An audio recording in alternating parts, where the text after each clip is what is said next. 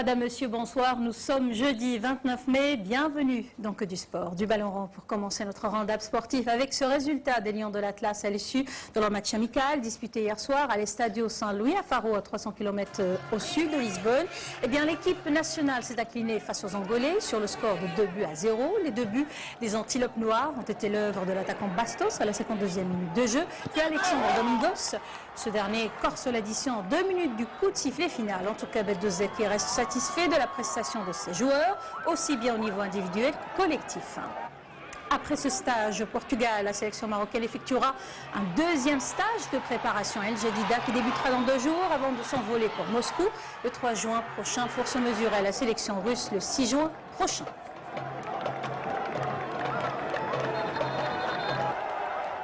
Un programme riche et varié que Mohamed Fakher a présenté ce matin à la presse. Le sélectionneur de l'équipe nationale des locaux entend partir loin dans sa nouvelle mission, commencer par créer une équipe homogène et compétitive avec l'objectif d'atteindre les phases finales du CHAN 2016 et de 2018. Reportage Jemalou Alem et Othman Mawadeh. Mohamed Fakher a été nommé le mois dernier au poste d'entraîneur de l'équipe nationale des locaux. L'entraîneur recordman des Sacres en Botola avec les Far Rabat et le Raja Casablanca a dévoilé son programme pour les 4 prochaines années. L'équipe nationale des locaux, ou A', comme il l'aime à l'appeler, doit être l'antichambre de la sélection A. Quand il a 2 ou 3 joueurs qui n'auront pas beaucoup de temps de jeu avec l'équipe A, qui puissent, dans un match amical africain, venir à l'équipe A' et avoir plus de temps de jeu. La notion de match africain est très importante aux yeux de Mohamed Fakher. C'est l'expérience nécessaire que chaque joueur doit engranger face aux adversaires directs pour la qualification au tournoi majeur. Il sera pour cela entouré de plusieurs adjoints de renom. Je vais être le relais technique de Mohamed Fakher. Avec mes collaborateurs, nous allons essayer de créer une sérénité au sein du groupe et permettre à l'entraîneur de travailler de la meilleure des façons. Absadek Hafid, Abdullah, Alaoui Slimani et Mustafa Chedli seront les 3 collaborateurs de Mohamed Fakher.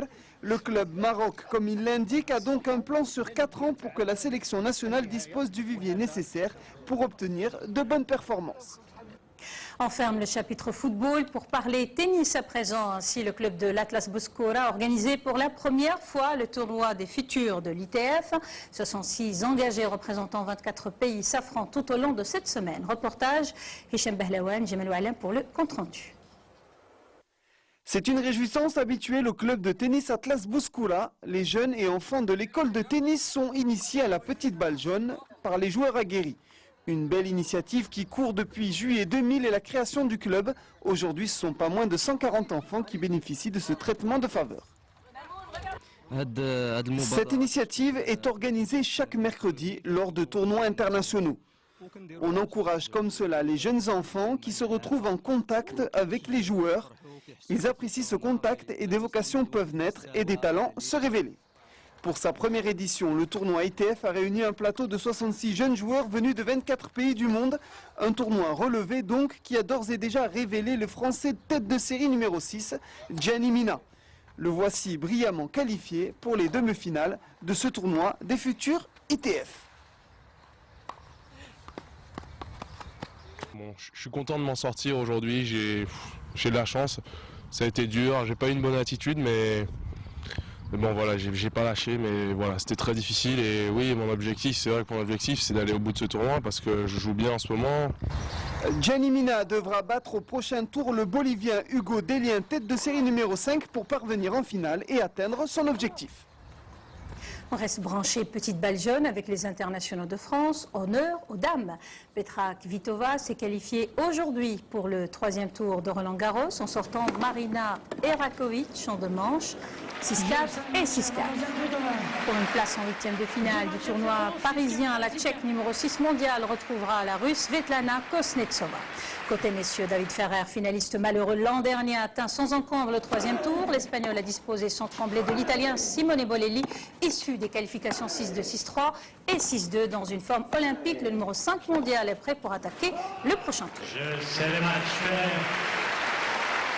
Du cyclisme pour terminer notre round-up sportif avec un nouveau succès colombien sur le Tour d'Italie. Cette fois, c'est le coureur de trek Julien David Arredondo qui a remporté l'étape du jour, la 18e du Giro. Arredondo s'est imposé en solitaire au refuge Panarota devant son compatriote Fabio Duarte et Philippe Deyon.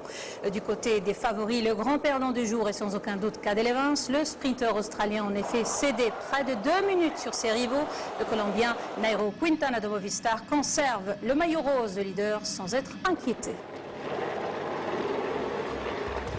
Merci de votre attention. Tout de suite, Ahmed Hassani vous accompagnera dans le Moujaz Réali demain à cette même place. Choukri Alaoui, bonsoir et à très bientôt.